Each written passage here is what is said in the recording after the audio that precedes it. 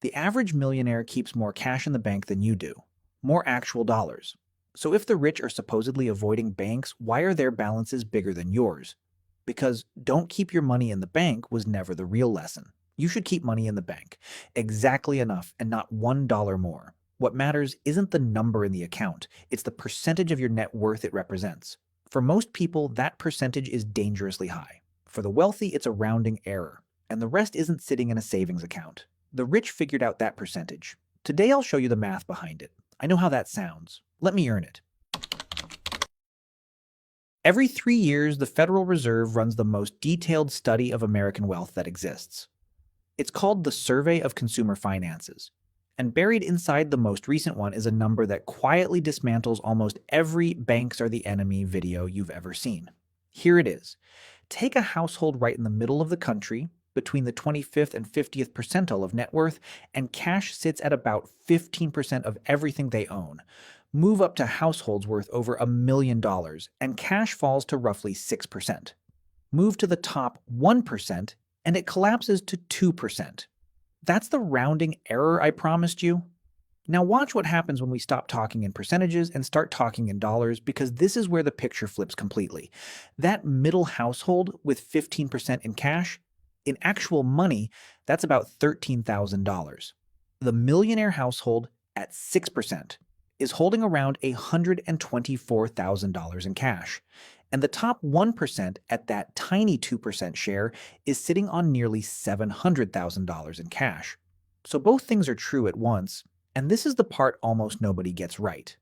The wealthy keep far more cash than you do, in some cases 50 times more, and they keep it as a far smaller slice of what they own. They are not avoiding the bank. They are using it for one narrow job and refusing to let it do anything else. The problem was never the building with the marble floors. The problem is how much of your life savings you've parked inside it, doing nothing. And it helps to be honest about what doing nothing actually means, because your money isn't really sitting still. It just isn't working for you. The moment you deposit cash, the bank doesn't lock it in a vault. It lends most of it back out, as mortgages, car loans, business loans, at rates far higher than the 100th% it pays you. You are, in the most literal sense, the bank's cheapest supplier. You handed them the raw material, they sell it at a markup, and they keep the spread. There's nothing sinister about this, it's just how banking works. But once you see it clearly, the lesson writes itself. If lending money out at a return is such a good business, the goal isn't to storm the bank. The goal is to start doing, with your own money, the same thing the bank does with it. And where the money goes next is the whole story. Because the same Federal Reserve study answers that too. As you climb the wealth ladder, the money doesn't just leave cash, it moves somewhere specific.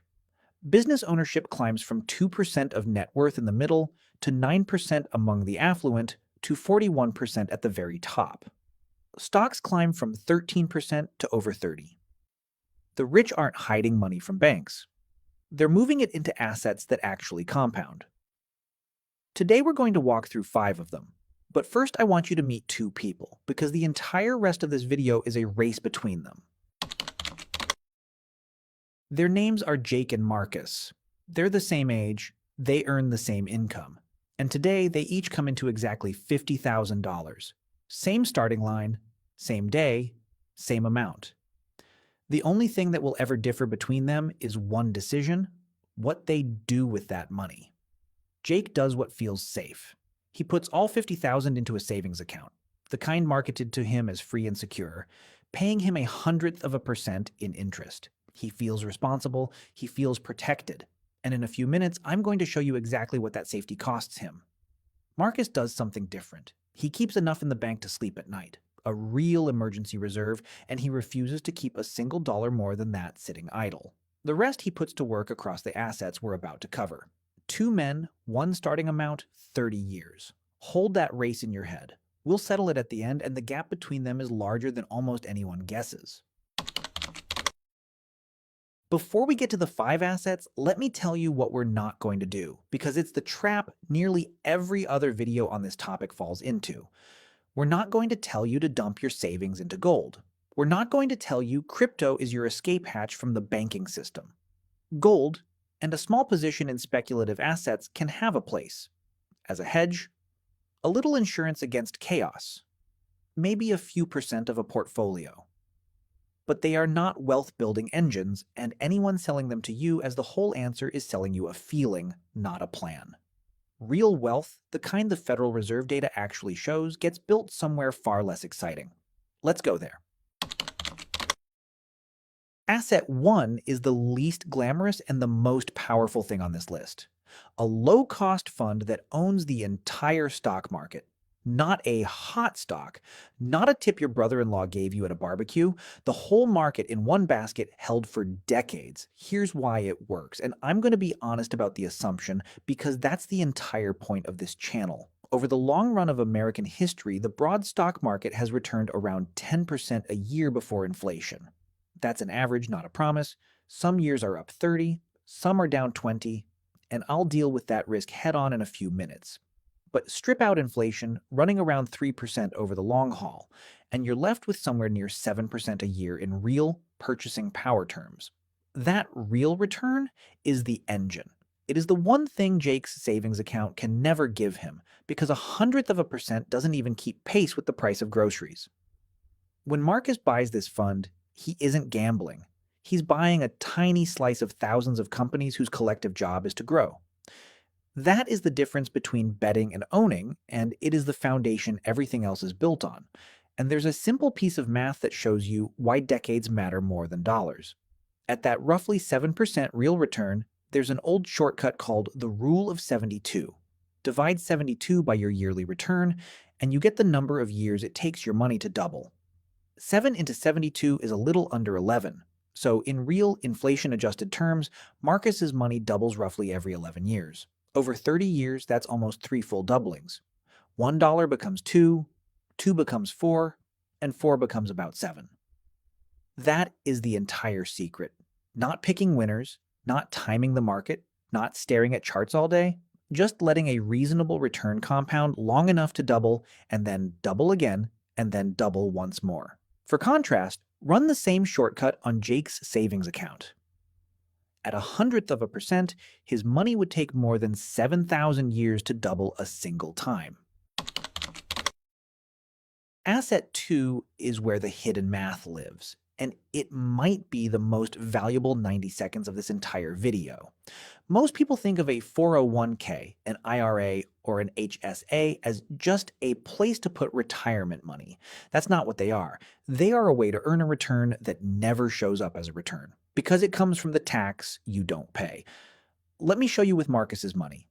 Take the $35,000 he's deploying and let it grow for 30 years. In an ordinary taxable account, the tax collector takes a small bite every single year.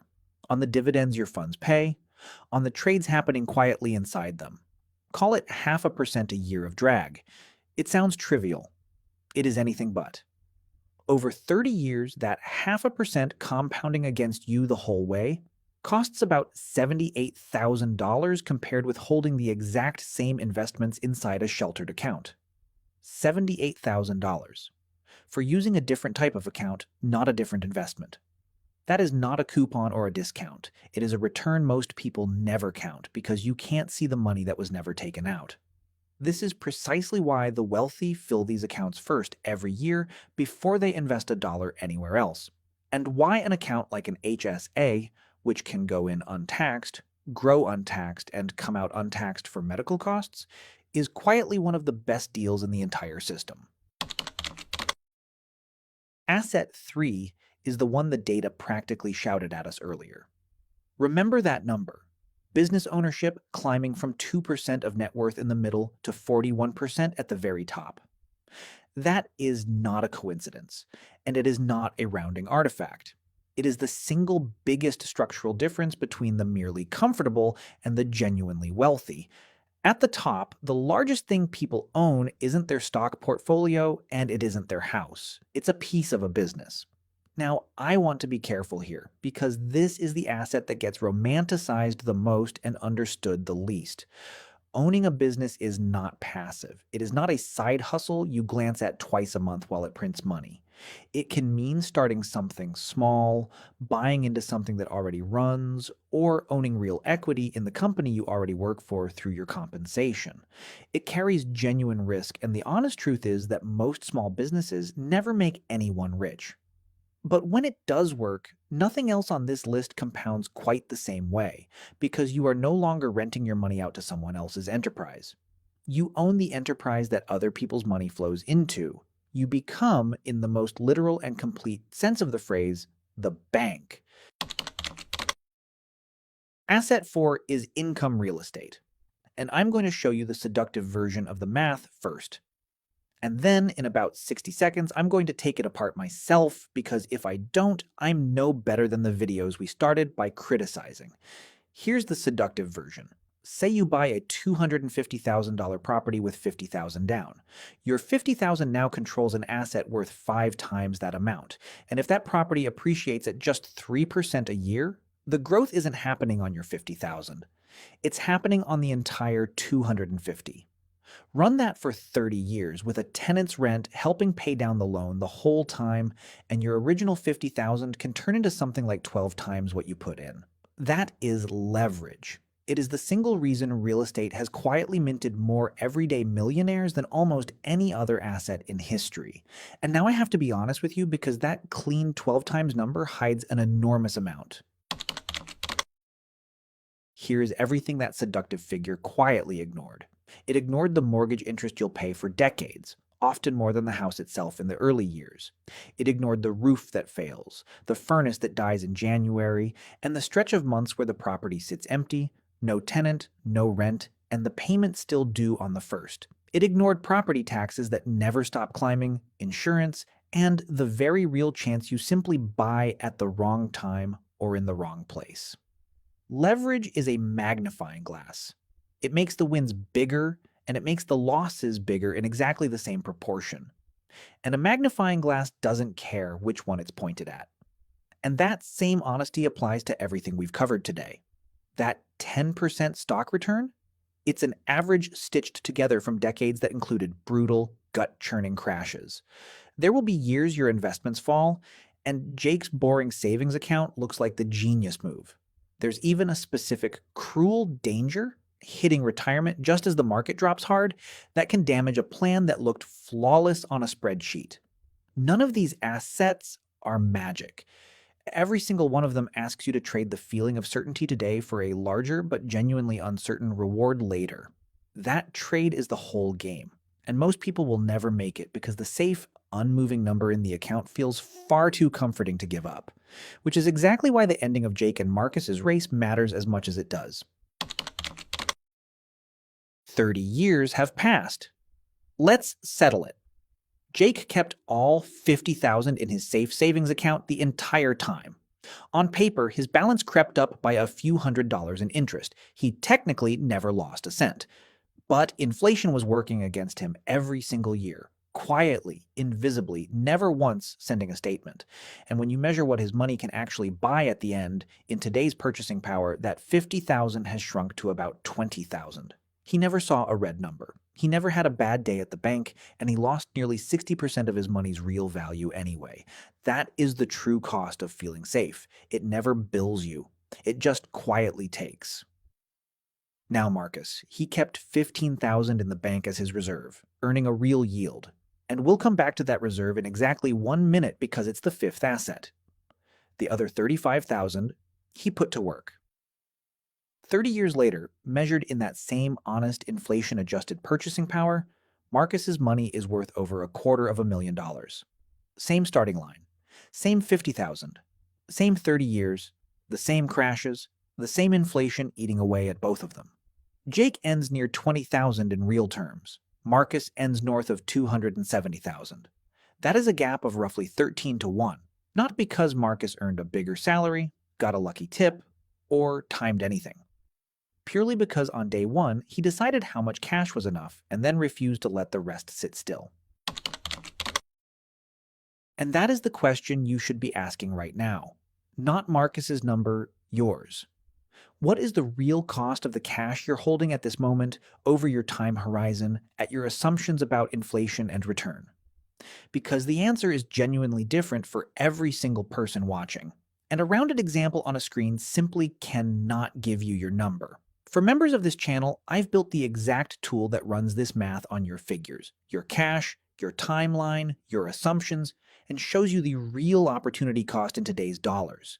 It lives in the calculator vault alongside every other tool we've built together. If you want your version of this answer instead of Marcus's, that's where to find it. Which brings us, finally, back to the bank. And to the fifth asset, the one that closes the loop we opened at the very start. Because I told you at the top, you should keep money in the bank. Exactly enough and not $1 more. So let's define the enough. You keep a reserve. Most people land somewhere around 3 to 6 months of expenses. And here is the part almost nobody actually does. You don't leave that reserve in an account paying 1/100%. You put it into short-term treasury bills or a money market fund, which right now pay somewhere just under 4%, are backed by the United States government, and are about as safe as the savings account you took the money out of. Watch the difference on just $15,000. In that savings account, $15,000 earns you $1.50 a year. In short-term treasuries at today's rates, that same $15,000 earns around $570 a year. Same safety, nearly the same instant access, almost 400 times the return. That is what using the bank correctly actually looks like, not zero and not everything. The right amount in the right place, earning a real return while the rest of your money goes off to do the harder, more rewarding work. So let's put it all back together. The lesson was never banks are evil, and anyone who tells you that is selling you outrage instead of arithmetic. The real lesson is that the wealthy quietly figured out a percentage, how little of their net worth actually needs to sit in cash. And then they put everything else to work. A low-cost fund that owns the whole market. Tax-sheltered accounts that hand you a return you never see. Ownership of a business with clear eyes. Real estate, with even clearer eyes about its risks. And a smart, government-backed reserve for the cash they do keep. Jake and Marcus started the very same day, with the very same $50,000. The only thing that separated them by $250,000 was the willingness to decide what enough was. And the honesty to put the rest to work. You've now seen the math behind that decision.